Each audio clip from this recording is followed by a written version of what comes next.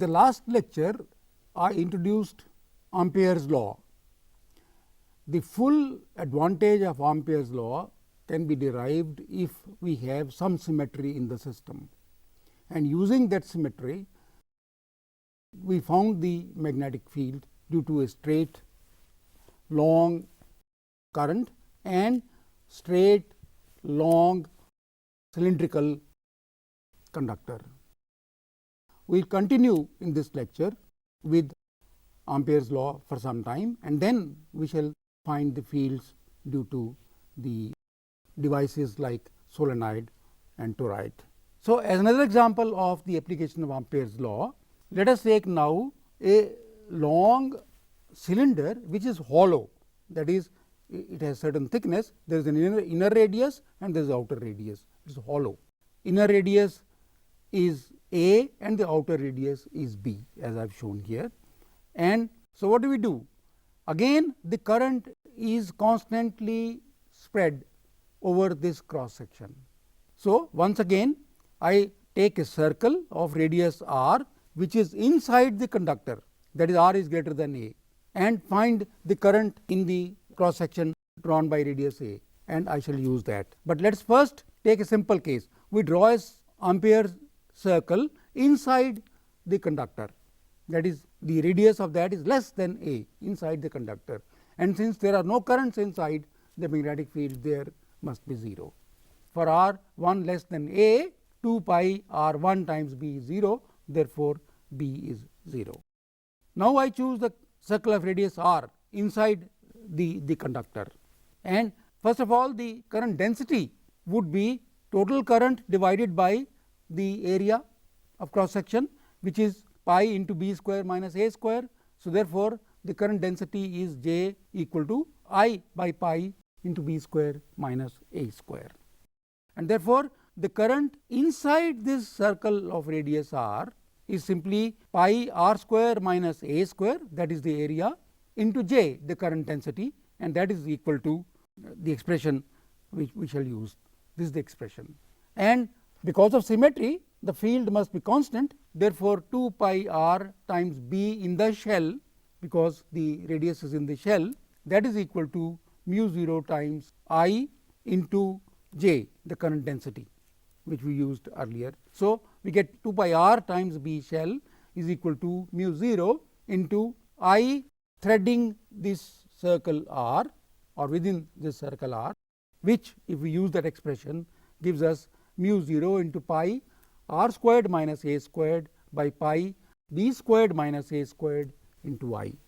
So, therefore, this pi gets cancelled and the magnetic field inside the shell, that is, for radii between A and B, the field is mu 0 times r squared minus A squared by 2 pi r into B squared minus A squared into I. Now, let us take a loop which is outside the cylinder, r greater than B, this outer circle of radius r, and r is greater than the outer radius of the cylinder. Within this circle, the whole current I is included, and therefore, we simply have 2 pi r times B equal to mu 0 I, or B equal to mu 0 I by 2 pi r. And we can now see that this expression mu 0 I by 2 pi r gives us at the surface the same field as the expression we found for the shell. This is easy to verify and you can do it. For the field outside this conductor, we take the Amperian loop of radius r, small r, which is greater than the radius, outer radius B of the cylinder, and this circle includes all the current which is there in the conductor, the whole of this current, and therefore, and because of symmetry, magnetic field must be constant and along the loop. Therefore, the integral B dot dl is simply 2 pi r times B, and that is equal to mu 0 I, because this loop includes the whole current, and therefore, we get B equal to mu 0 I by 2 pi r. So, that is the magnetic field outside the conductor, and you can check that at r equal to B, this capital R equal to B, you get the same result. This is important because the field outside and field inside, they must match at the surface. There cannot be any discontinuity. Also, the field inside here at radius a must also become 0, because inside there is no field. So, there at each point there must be a continuity. You cannot have discontinuous magnetic fields. And here I have sketched the magnetic field inside the hollow, then in the shell, then outside. Outside it varies as 1 by r, within the shell it varies as this, and in the hollow the field is 0. Again I repeat the same thing, but you know that how to find the direction of the magnetic field given the direction of the current, or given the direction of the loop, how to find the direction of the current. This is again given by the right hand thumb rule. For a current in the form of a circular loop, the magnetic field can be found by considering the loop to be made of infinite number of small segments. That is, I break this circular loop into sections, infinitely small sections of the current, and each is a straight section. Therefore, I have found the magnetic field due to a straight current. Therefore, I apply that result. So, this is a loop. I take two diametrically opposite segments shown in red here, and these are straight, and therefore, the loops are formed around this, and you can see that what happens because of this diametrically opposite, the field at the center of the loop is in this direction, is perpendicular to the plane of the loop. That is important thing to remember. And now we can find the magnitude of this field also. Not only is it true of these two, this is true of all diametrically opposite elements. They all reinforce the fact that the magnetic field at the center is perpendicular to the plane of the loop. And in fact, the loop acts just like a bar magnet, or a short bar magnet, or a dipole, magnetic dipole. And how to find the poles we shall see in a moment. But a current loop acts like a very short bar magnet or a dipole, magnetic dipole. We shall continue from this, that each loop represents a small magnet, and the lines or field lines are perpendicular to the plane of the loop. So, let us now take a magnetic field due to a solenoid. Solenoid consists of several loops carrying the current, and if we use this fact that there are now several loops one after the other, and draw the lines of force due to each of these loops, then what happens? We find that the magnetic field at the center is reinforced. For all loops it gets added, whereas in the periphery, this, for example, the loop, the magnetic field is going downwards, here it is going upwards. So, they cancel. Here it is going again downwards, here it is going upwards, they cancel. So, at each place they are cancelling, only the magnetic field at the center is being reinforced, and at the periphery the field is actually very weak. So, the field due to a solenoid is along the axis of the solenoid, along the axis of the solenoid. The above argument shows that the magnetic field of a solenoid having several closely packed turns will be predominantly along the axis of the coil. The field outside the solenoid will be very weak, as I shown here. These are the loops, these will go outside and they are very weak. The field inside, perpendicular to the plane of the solenoid or along the axis of the solenoid, is very strong. If we take an infinite solenoid, actually such a solenoid is called an ideal solenoid.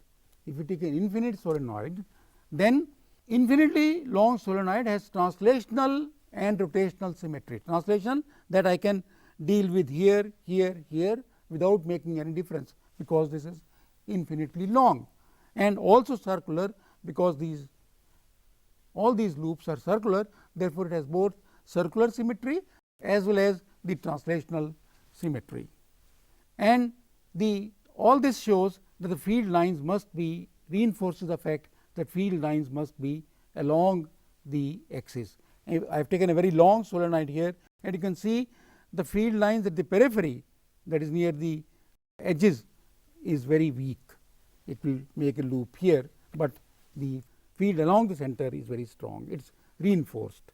So, for an expression we take an ideally solenoid, neglect, that means we neglect the effects at the edges, and this can be done as long as the length is much larger than the diameter of the solenoid. We shall assume that, and then we draw an Amperian loop.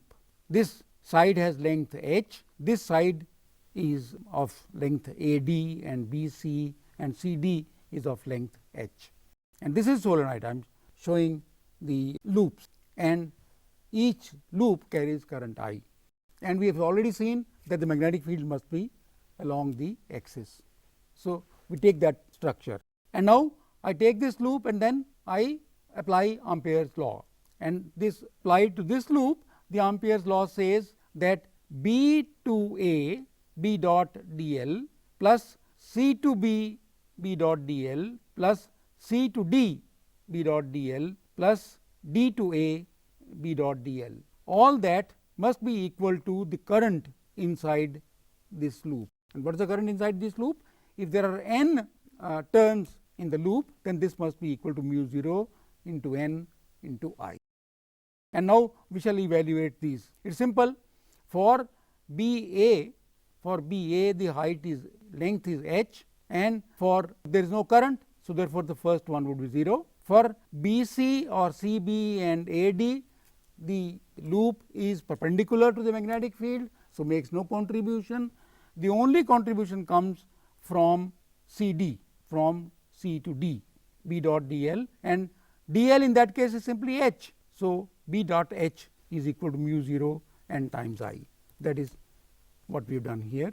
B h is equal to mu 0 n times I, and therefore, B is mu 0 n I by h, and n by h is the number of turns per unit length. Therefore, B is equal to mu 0 small n times I, where small n now represents the number of turns per unit length. And you can see that because of this n is within my power, I can make n large or small, and therefore, I can adjust the field. In fact, solenoid is useful only because we can have fields of the strength we desire, and by making n as large as we need, we can make the field very strong. But there is a consideration, and that is that if I make n very large, the wire becomes very large, very long, and therefore, its resistance goes up. If its resistance goes up, then ohmic losses they go up, and also to make the current flow in this long loop with a large number of lines, large number of turns, I need a much greater voltage, and so on. So, the easier way is to use a core, of iron or a material like iron at the center of this solenoid. In that case, the magnetic field would be given by mu 0 times mu r times n times I, where mu r is the relative permeability of the core material. You see, you can start with B equal to mu times n I, where mu is the permeability of that material, and you can write this mu as mu by mu 0 into mu 0, and mu by mu 0 is the relative permeability. So, you get this expression, and mu r, the relative permeability for iron, for example, is more than 200. So, you can see that using such a core in the solenoid, we can make the magnetic field very strong. For fields stronger than even those achievable by iron core, special materials with high permeability have been developed. The core also concentrates the field lines and reduces non-uniformity of the field near the edges. This is very important. Usually, we neglect this effect. You see, if I put a core here, then the core, we shall learn later that ferromagnetic materials like iron, they attract the lines of force. So, the lines of force, they present a low resistance path for the lines, magnetic field lines, and therefore, they prefer to go through the core. So, since the lines of these field lines tend to go through the core, therefore, the field is concentrated, and in the axis of the solenoid. The direction of the field due to a solenoid is given by the familiar right hand rule, we shall apply here. If you are looking at a loop, say loop is like this and you are looking at the loop, then if the current in the loop is anti-clockwise, it is anti-clockwise,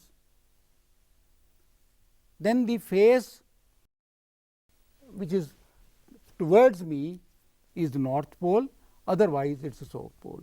So, if I look at a loop and the current in this loop is anti-clockwise, then I am looking the face of the loop towards me is a north pole and away from me is a south pole. You see here the as I have shown by the eye where I look, as I look the current goes through this anti-clockwise, therefore, this is a north pole. If I look from this side, then it is a south pole. In any case, if it is a north pole, it has to be a south pole. We have found the magnetic field due to a solenoid. I want to repeat this. The important fact is that by the use of a suitable solenoid, we can get the magnetic field that we desire, and the magnetic field is concentrated near the axis of the solenoid, especially if there is a core of iron or material like iron. If you bend this solenoid, then it becomes a toroid. You see this solenoid here, these are the two things, then I connect them like this, make a circular thing, circular ring, and this then becomes a toroid. And because the field was near the axis of the solenoid, the field now is again along the axis of the toroid. The field is this, and then there are loops around this, and there are loops of current around this toroid. The field is along the axis of the toroid. The strongest field is along the axis of the toroid, and elsewhere it weakens, we shall see in a moment. So, to analyze this, we again take this structure.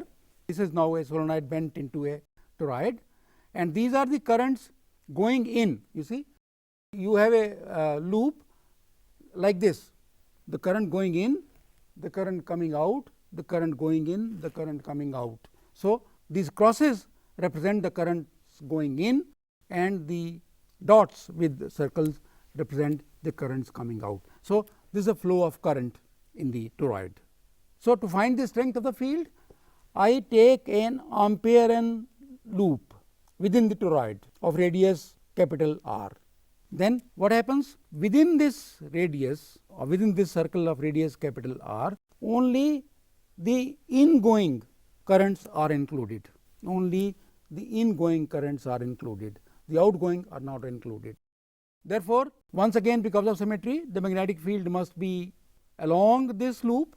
In fact, because it is a solenoid made into a toroid, it is always along the axis. So, it is along this, and the length or the when you integrate along the loop, then it is 2 pi capital R times the field strength along this circle, and that must be equal to mu 0 times the currents which are going in. So, 2 pi R B equal to mu 0 times N I, where N is the number of turns, and from this you get B is equal to mu 0 N I by 2 pi R, and N by 2 pi R is nothing, number of turns per unit length. Therefore, it is simply the same formula, mu 0 small n times I, where small n is the number of turns per unit length. And we note also that the magnetic field decreases as R, that is, from the center if I start, then its maximum it decreases with R, that is, as R increases from here to here, the magnetic field decreases, and it is strongest in the along the axis. This expression, however, conceals the fact that the field inside the torus decreases with the increase of R. So, we must stick to the expression this. Instead of using this expression, it is much better to use this expression. To find the strength of the magnetic field outside the toroid, that is simple. Outside the toroid, you draw a circle of radius R, but this includes now the ingoing as well as outgoing currents, and therefore, the net current through this outside loop is 0. Therefore, the field outside the toroid will be 0. So, the net current through the loop is 0. Therefore, according to Ampere's law, B times whatever is equal to 0. Therefore, B is equal to 0. Similar arguments show that inside the hollow of this ring there is no magnetic field. This we have already done. In fact, inside the hollow also there is no current, and therefore, the field there is also 0. So, in the hollow it is 0, it decreases at r, and then it becomes 0 at the surface. That is the kind of field that the toroid has. Now, why is toroid so important? Scientists discovered that it is possible to reproduce in the laboratory the process of nuclear fusion of light nuclei.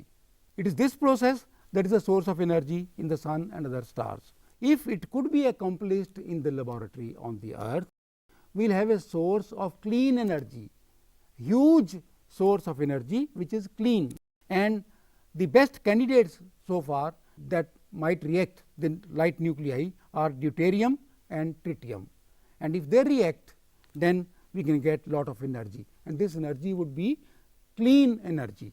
Deuterium 1 proton 1 neutron, tritium 1 proton 2 neutrons, and they must react in a certain region of space, and they give rise to helium and a neutron and lot of energy.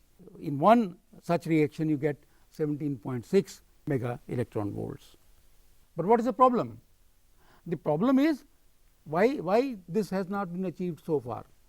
See, the nuclei must be heated to a temperature of about 10 to the power 8 degrees to make them overcome the mutual Coulomb barrier between them. You see, these are nuclei, and there is lot of electrical repulsion between them, and to overcome the repulsion we must make them with very fast, so that they can collide, overcoming the repulsion.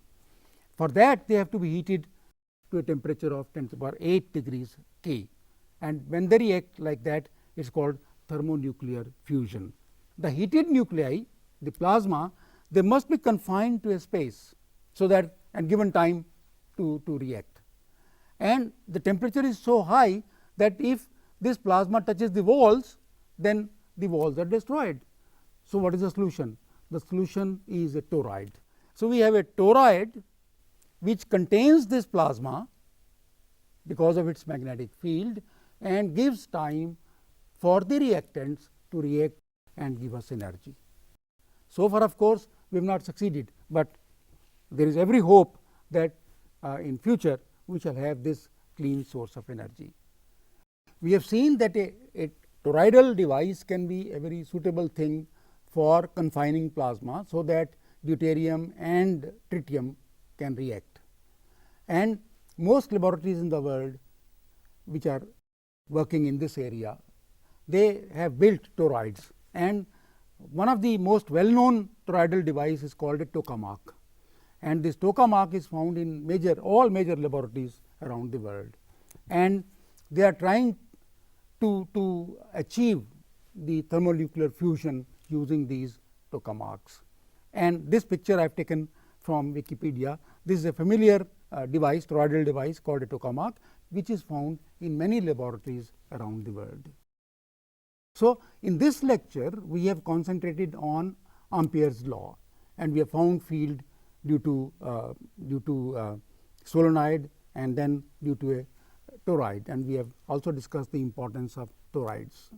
In the next lecture, I intend to continue finding the magnetic field due to currents, but instead of Ampere's law, which requires some kind of a symmetry, we shall use a law which does not require symmetry. That law is called Biot-Savart's law.